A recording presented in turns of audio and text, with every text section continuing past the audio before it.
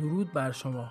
بعید میدونم فوتبالی باشی و دیوید بکام رو نشناسی، کسی که تو یک شب خودش رو به منفورترین شخص انگلستان تبدیل کرد. من ایمانم. خوش اومدید به کانال خودتون دژاوو. از اینکه سابسکرایب میکنید و با لایک و کامنت زیر ویدیو از ما حمایت میکنید از صمیم قلب از شما سپاسگزارم. دیوید بکام یکی از برجسته ترین های دنیای فوتبال امروز، از یک شروع ساده تو لیتون استون تا بازی برای غول‌های مثل منچستر یونایتد، رئال مادرید، آیس میلان و پاریس سن ژرمن. دوران حرفه‌ای بکام به معنای واقعی باشکوه، از فرش قرمزهای پرزغبغ گرفته تا شب‌های بارونی شیفیلد. بکام ثابت کرد که از پس همشون برمیاد و راه را برای اولین موج از فوتبالیست‌های تجاری مدرن همچون مسی، رونالدو، ابراهیموویچ و نیمار جونیور باز کرد. بدون شک اون افسانه‌ایه. به نظرم به عنوان یه بازیکن انگلیسی سخت تمرین میکنه، عملکرد فوق‌العاده، گل‌های فوق‌العاده، خاطرات خوب و من خیلی چیزا از دیوید یاد گرفتم. بک یک فوتبالیست فوق‌العاده است. همه اینو میدونم. توانایی‌هاش به عنوان یه بازیکن عالیه و اون عضو ویژه و خاص این گروهه. میدونی به نظرم واسه مردم راحته که وقتی کسی براش میرسه. دیوید رابرت جوزف بکام، معروف به دیوید بکام، نماد فوتبال و اسطوره فوتبال منچستر یونایتد و زمانی منفورترین مرد انگلیس.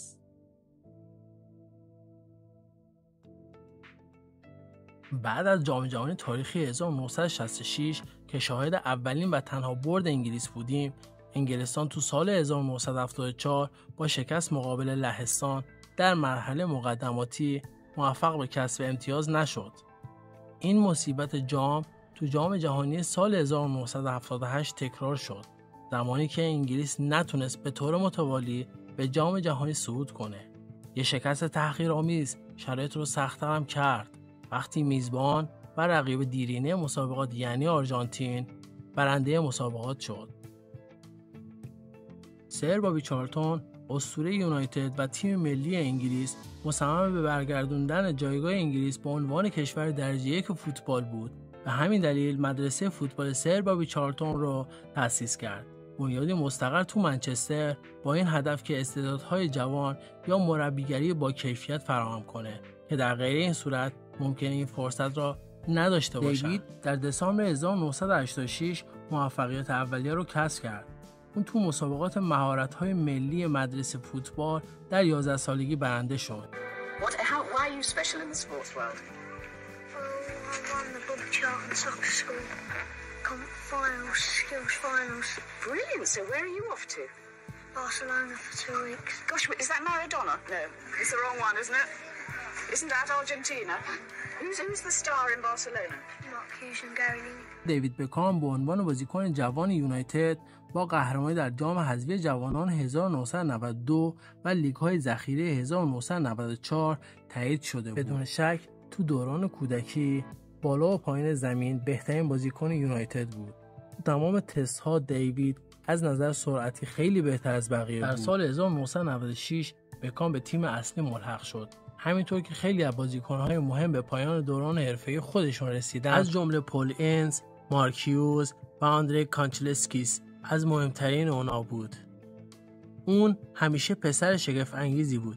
وقتی تو 12 سالگی به همون ملحق شد، این جاه طلبی فوق‌العاده رو داشت که یه فوتبالیست بشه که من دوست داشتم و این بخشی از اون تیم بزرگی بود که ازش رد شدیم و از کسانی مثل گیگز، اسکولز، نویلز و نیکیباد و همینطور بن تورنلی هم سبقت گرفتیم. اویسیز، استون روزز و هایسندا همه اینا بودن.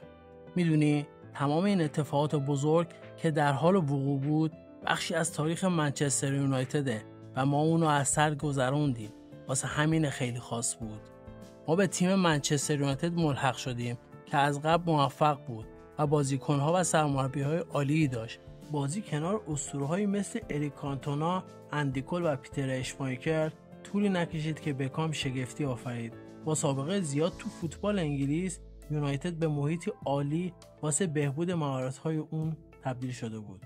با راهنمایی سر الکس فرگوسن، بکام جایگاهش رو به عنوان بازیکن تیم اول محکم کرده بود. تا فصل 96-97 بکام با منچستر یونایتد قهرمان لیگ جزیره شده بود و جایزه بهترین بازیکن جوان سال PFA را از آن خودش کرد و طولی نکشید که فراخوان انگلیس را دریافت کرد.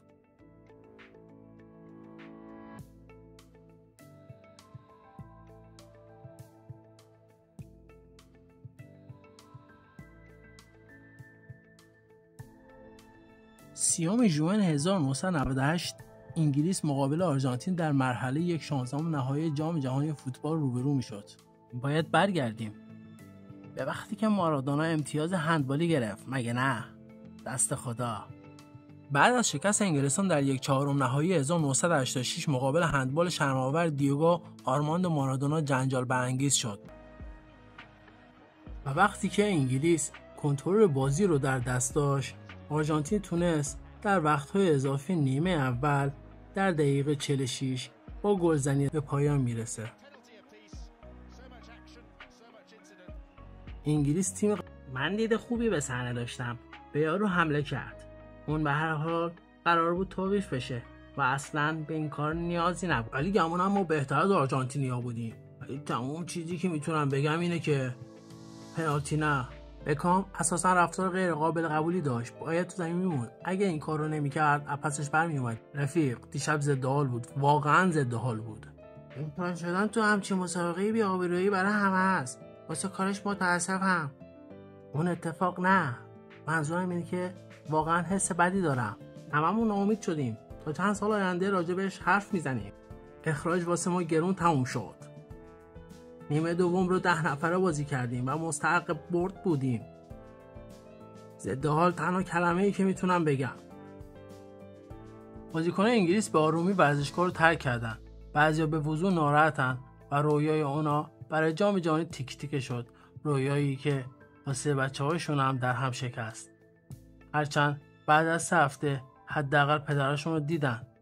وقتی دیوید و بقیه منتظر اتوبوسشون بودن، تیم آرژانتین کنارشون وایستاد. همونطور که از کنار بازیکن‌ها و خانواده‌هاشون رد می‌شدن، آواز می‌خوندن، تشویق می‌کردن و فخر می‌فروختن. و بعد مربی گفت وقتشه که با افتخار بریم. خیلی مفتخرم و فکر می‌کنم که ملت هم به این عمل کرد و راهی که ما رفتیم افتخار کنه. ولی ملت به هیچ وجه مفتخر نبودن.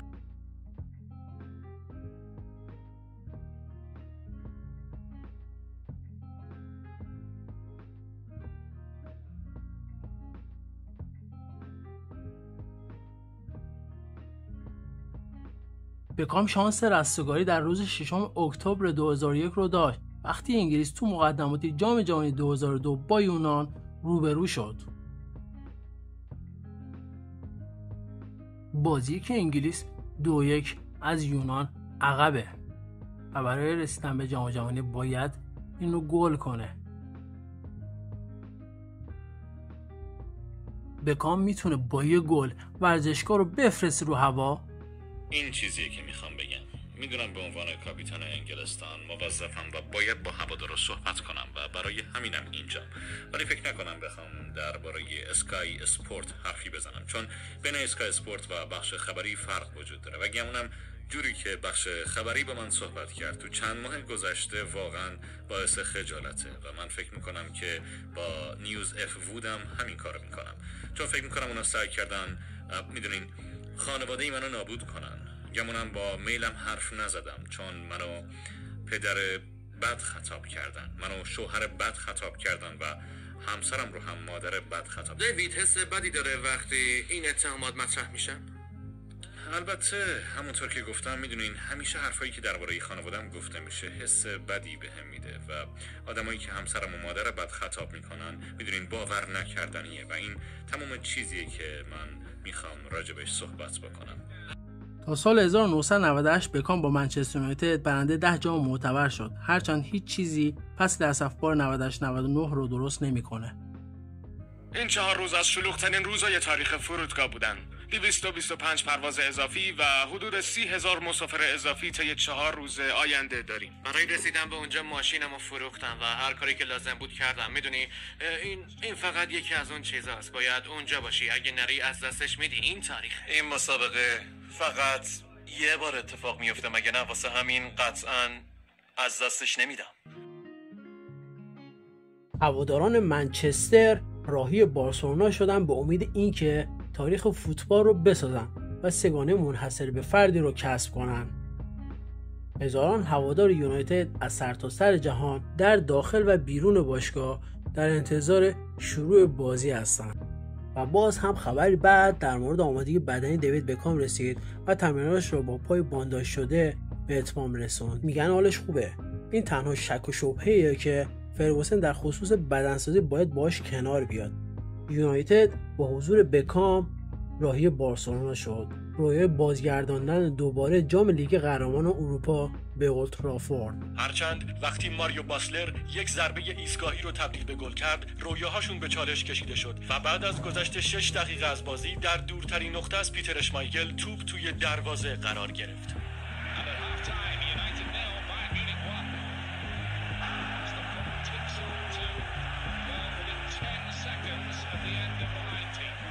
تو 3 دقیقه وقت اضافه و یک گل زده، یونایتد به معجزه نیاز داشت.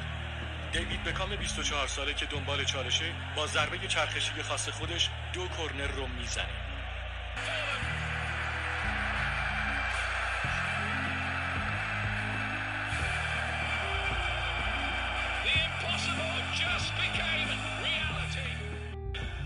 بعد از اون بازی شوکه شده بودم چون باورم نمیشد. برگشتم هتل و به خانوادم گفتم. تازه اون موقع تونستم ازش لذت ببرم. سال 1999 سالی بود که در دوران حرفه‌ای بکام ورق برگشت. بعد از بردن لیگ قهرمانان برای تکمیل سگانه درخشان با یونایتد، تنها زمانیه که یه باشگاه انگلیسی این شاخه‌ها رو انجام داده. اگر از سال 92 تا 99 فقط یک لحظه انتخاب کنی کدوم؟ کسب سگانه بهتر از اون نمیشه. باور نکردنیه. هیچ وقت همچین چیزی تو زندگیمون تجربه نکردیم. بازی کاملا درخشانیه. شادترین روز زندگیمه. شادترین روز زندگی. اون اونجا کنار پسرمه. از اینکه تا اینجای ویدیو همراه ما بودید از شما بسیار متشکریم و امیدواریم که از دیدنمون نهایت بهره را برده باشین. پس در آخر و باز هم مثل همیشه تا دیدار بعدیمون خیلی ممنون که هستید.